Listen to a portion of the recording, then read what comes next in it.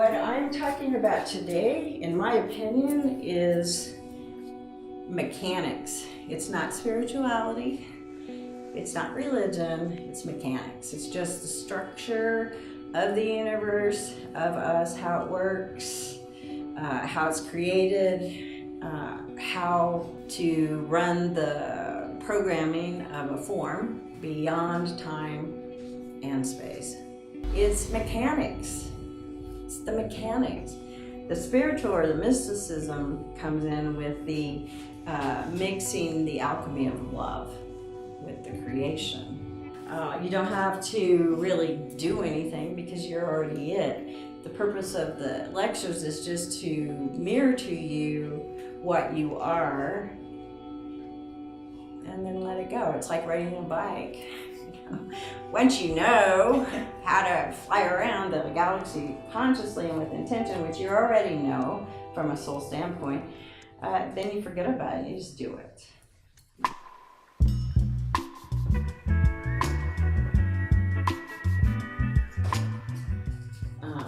I've been looking and studying these forms for 40 years. I could not understand. I knew I would kept being directed in the end, no matter which way I came to it, to the Merkaba. And I was like, okay, I get it. This is an important symbol. I was drawn to this symbol because in this format, it's found all over the world. It's etched in stone on all kinds of ancient sites. And my question was, as an artist, why would you go to the trouble to etch in stone this image all over the world? For what purpose? I know you want me to know about it, but what does it mean? You can understand why. This is a Merkaba. It's the vehicle of life. If you sat down and did the geometry to create this form, this is what it would look like initially. This is a directional Merkaba. See how the angle is 45 degrees on this part? That's how you create motion and action. And if you look at this, this is a 3D drawing of the Merkaba. You'll see there are golden mean ratios on every point in the design.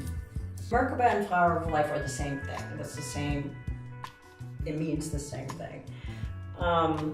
I had shown this earlier as a obvious reflection of our cellular structure. If you take a look at it in the diagrams, it is actually a map of the original photon, the star tetrahedron. So the photon and the Merkaba are the same thing. It's also holographic, and the reason I say holographic is it acts like if you take a hologram and you shatter it and you pick up one piece and project it, it will project the whole image. And if you change something in that one piece, all the pieces change instantly. So what's astonishing to me is each one of those contains the whole. That means it has the consciousness of all of creation, and we all have that. We are that. And so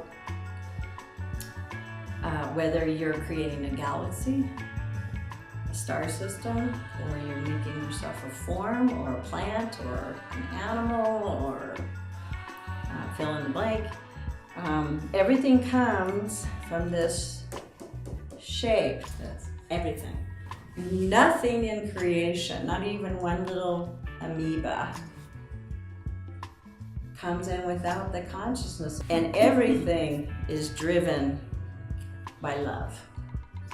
Everything in this, the frequency of love.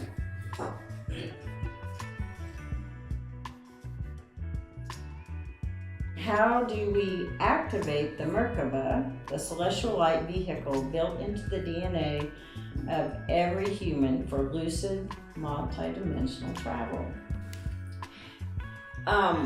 Again, the answer is through resonance through frequency. Sound, color, light.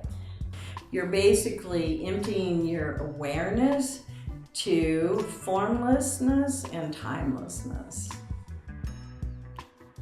So you're no longer identified to the body, and you're expanding your view so you can see yourself as points of light in the universe. It's just an expansive, like a lattice of Merkabas strung together. And they cluster together and create forms. The frequency and I'm calling it consciousness, that may or may not be the appropriate word, but the desire or the magnetism of this is to complete itself. That creates an energy, and it starts attracting to it to complete itself.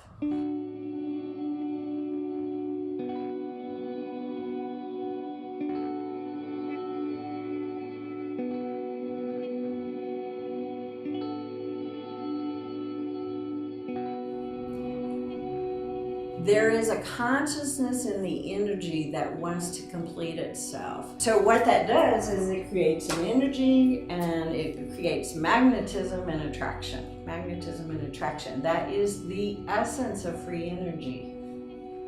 That it does that automatically, and it's trying to draw to itself completion. What that means in collective resonance is everything is connected. The entire universe, the earth, and our own bodies is connected in an expansive networking of that Merkaba form, which means everything is a communication.